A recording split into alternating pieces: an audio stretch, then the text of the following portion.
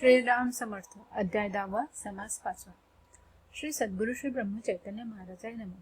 ओम नमो जी विशंभरा विश्वचालका विश्वेश्वरा भक्ता लागे अभयकारा विरट पुरुषा नमोस्तुते ते.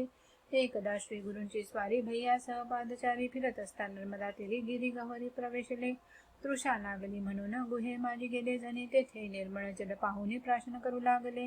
तेथे एक सतेज योगी बसले होते अंतर्भागी. ते समाधी उतरवणे वेगी बाह्य प्रदेशी पातले. पुसती रामावतार झाला की नाही दर्शना जाऊ लवला. ही इच्छा धरोनी पाही समाधी लावून बैसलो. सद्गुरु वदती योग्यासी रामकृष्ण अवतारासी. होऊन सांप्रत कलीसी प्रारंभही झालासे. ऐसी परिसुनी वाणी कष्टी झाला वृद्ध मुनी.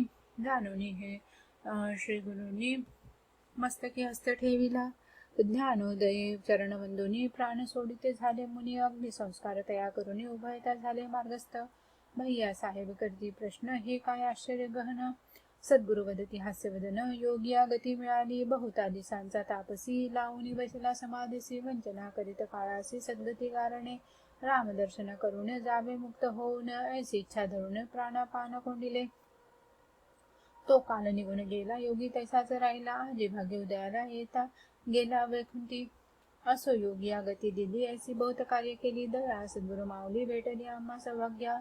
नीलकंठ दामोदर जोशी जे कुरुंदवाडचे रहिवासी. त्यांचे करविता विवाहासी तो प्रकार परिसावा. विजापूर प्रांतीचा कोणी विप्रस्ती कन्या घेऊन आली गोंदवली त्रिभुवनी. आली गोंदवली श्रीभुवनी. समर्थ चरणमध्ये तसे कन्या घालून पदकमली विनंती करीते वेळी. रोगे बहुही ग्रासली नायटे उठती सर्वांगी. अमावसे मावळती पौर्णिमे पुन्हाची गळती. ऐसी बहुत दिवसांची स्थिती गती बरवी दिसेना. म्हणून घातली चरणावरी कृपा करा दिनावरी. तुम्ही दिनांचे कैवारी ऐसी कीर्ती जगात. समर्थ वदिती अहो माय साकडे निरसेल रामराय. परी एक असे उपाय मानेल तरी करावा. कन्या देता गरीबासी रोगमुक्त होय फाशी. घेऊन पतिज्ञसी करा निश्चय सत्वर. तात्काळाची पत्र लिहिले होकाराचे उत्तर आले. राम साक्षी उदेक सोडविले कन्या देऊ गरीबासी. सतीवदे समर्थासी कोणा देऊ सांगा मजसी. विवाह मूर्त समयासी कन्यादान करू तया. ते समयी दर्शना करिता निळकंठ तेथे उभा होता. समर्थ वदती उदर भरता काय धंदा करुणी. निळकंठ वदे भिक्षेसी नित्य फिरवित झोळीसी. समर्थ वदिती सतीसी यासी द्याहू कुमारिका. आज्ञाप्रमाणे तिने म्हटले. एकमेकी पत्ते पुसले बालिकेचे दुःख हरले. कृपावचने सद्गुरूंच्या. काही दिवसा उपरी पिता मनी विचारी. कन्या सुस्वरूप गोचरी कैसी द्यावी भिक्षुका.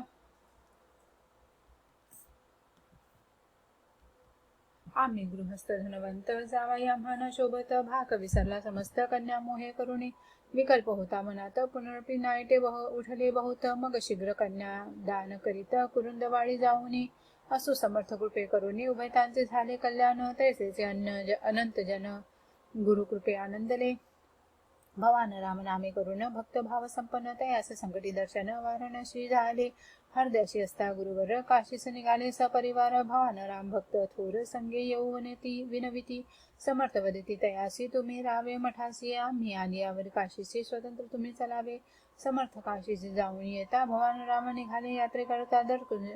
दरकुच जाता जाता काशी क्षेत्री पावले. तेथे वदती भटासी एकांत स्थळ आम्हासी. जप करीत राहावयासी द्यावे तुम्ही उत्तम. एक ओसाड घर असे भले तेथे संबंध पिढे दूषित झाले. ते नामधारकासी दिदले काय होते पाहती. समर्थ शिष्या कोठेही कळी काळाचे भय नाही. पिशाच काय करील पाही प्रकार घडला तो परिसावा. काही काल तया स्थानी भवान राम होते जप करुणी. मध्यरात्री एके दिनी संबंध तेथे प्रकटला. शुभ्र वस्त्र परिधान मिठाईचा पुडा देऊन बोलत असे हास्यवदन जपून हा ठेवावा. भवान राम नामधारक पाठी समर्थ सहायक. न डगला अनुयक पुडा ठेवून घेतला. काही वेळ गेल्यावरी पुन्हा आली संबंध फेरी. कृष्ण वस्त्र परिधान करून मिठाई मागू लागला.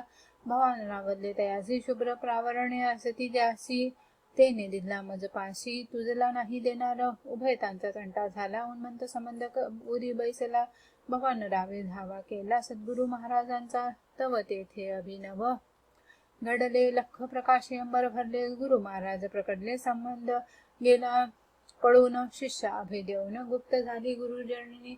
पुन्हा तेथे संबंधाने मुख नाही दाखविले सत्ताधारी गुरुमूर्ती शिष्य संकटी उभे असती हरदासी असोनी काशी प्रति शिष्य संकटी प्रकटले पिशाच मोचन केले फार गणती कोण करणार परे काहीचा प्रकार दृष्टांतासी वर्णन करू रघुनाथ राव फडणवीस जत संस्थानी करीती वास परी संबंध व्याधी भार्यस तेने दुःख भोगिती उभयता आले गोंदविली समर्थ सेवा बहु केली 12 संबंधागती दिली मान गंगा प्रवाही फडणवीसही उदासीन झाले होते अति गहन तयासी लावणी साधन दुःख हरेले उभयतांचे 8 पाठी कर पिनाजी पंत देशपांडे नामे विख्यात तयांचेही भारी प्रत लागले 7 संबंध तयासीही दिदली गती ऐसे प्रकारे नित्य घडती काही कथेले तुम्हाप्रती गुरु सत्ता कळावया गोविंदराव गिळकर भार्या सरस्वती चरुर परिसंबंध पिढी फार मोरगिरीवासिया येऊनी लागती चरणासी श्री गुरुवदतीसी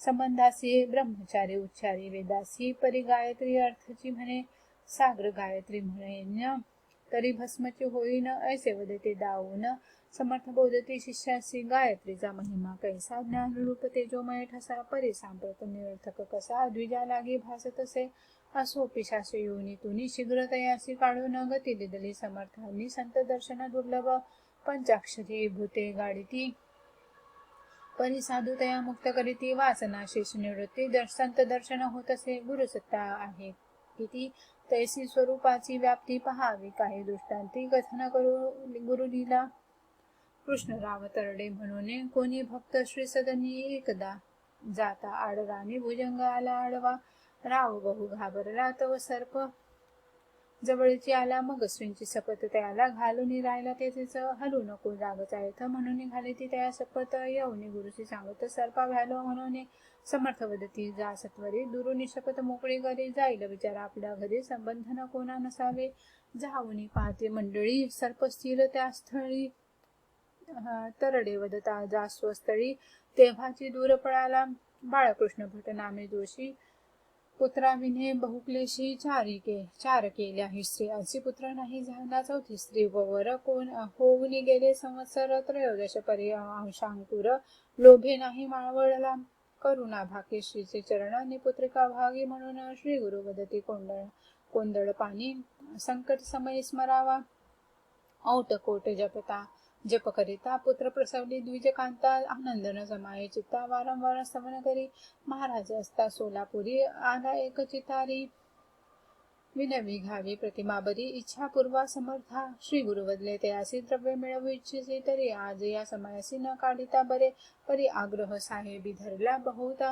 येईल दर्शनाला सद्गुरु ही विनोदे बोला तुकविती माना श्री आसनी बैसविले दोहीकडे साहेब भले हस्त जोडून उभे ठेले यंत्री घेतली प्रतिछाया तव ते अघटित झाले साहेब मात्र व्यक्त दिसले महाराज गुप्त झाले अवघे करीती विस्मय चितारी ओशाळला बहुत पाहोनी दयाळू समर्थ दुजे दिनी काढू देत सुप्रसन्न वदनाने बहुती प्रतिमा काढिल्या तितक्या भिन्न आल्या बहुरूपी सद्गुरी भला लीला करुणी दाखवी मार्तंड बुवा नामे एक औंधग्रामीचा श्रीसेवक हरिदास हास्य विनोदाधिक कीर्तन करी रसाळू श्री गुरु प्रसादे करुण सूत झाला तया लागून तोही करी कीर्तन अल्पवयी गुरु कृपे शंकर शास्त्री मार्सुने कर गुरुचरणी भाव थोर एकदा करीती विचार स्तवन करावे श्री गुरूंचे परिकवित्वाची शक्ती नाही म्हणून काकुलती गुरुचरणाशी प्रार्थी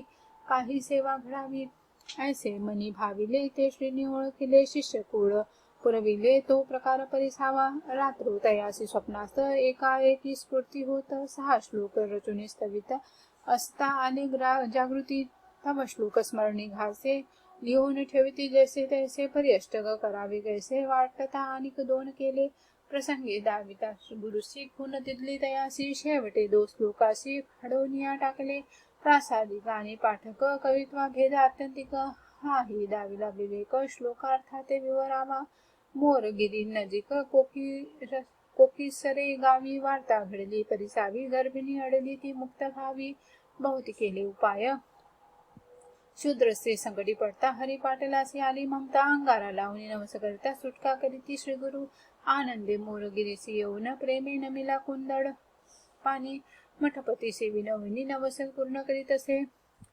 पांडव संख्या मुद्रिकास त्वरित पाठविल्या गोंदवले सहानंदे श्रीचरणास वारंवार स्तवितसे. कोणा नवसे पुत्र होती, कोणाच्या व्याधी हरती, अनंत नवसाशी पावती. द्यावे किती दृष्टांत, सांगलीसे एक भाविक सत्ता, श्री गुरु पादांकित होती. अवचित तिचे पुत्रावरती राजक्षोभ झाला, धरुणी नेती अधिकारी, माये श्लोक करी भारी, दृढ विश्वास गुरुवरी म्हणून संकट घातले. देवारीच्या गुरुपादका काढून ठेवी जळी लेखा, निरपराधी सुताची सुटका व्हावी ऐसे प्रार्थित असे. इकडे गोंदवल्यासी श्रीचरणी सुजले नकळे कारण, इकडे गोंदवलेसी श्रीचरण सुजले नकळे कारण, अनेक उपाय करू न पाहता गुण येईना. समर्थ वदती शिष्यासी न करावे उपाय यासी, काही काळे आपुसी सुजलया जाईल. इकडे खटला चालू झाला, पुत्र निर्दोषी ठरला, तेथवा जा काढून पादुकाला समाराधना करीत असे. तव सूज उतरवून गेली, भक्तजनी पृच्छा केली, एकाएकी आली गेली रहस्य यातील कथा वेळ. श्री गुरु वदती ते काळी, संकटे घाली ती भक्त मंडळी, पादुका ठेवल्या होता जळी, तेने ऐसे झाले.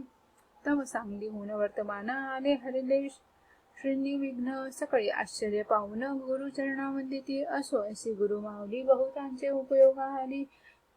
स्वये तरुणी तारिली जनसंख्या निवार. इति श्री सद्गुरु लीलामृते दशमाध्यंतर्गतः पंचमः समासः. श्री सद्गुरु चरणार्पणमस्तु. श्रीराम समर्थ.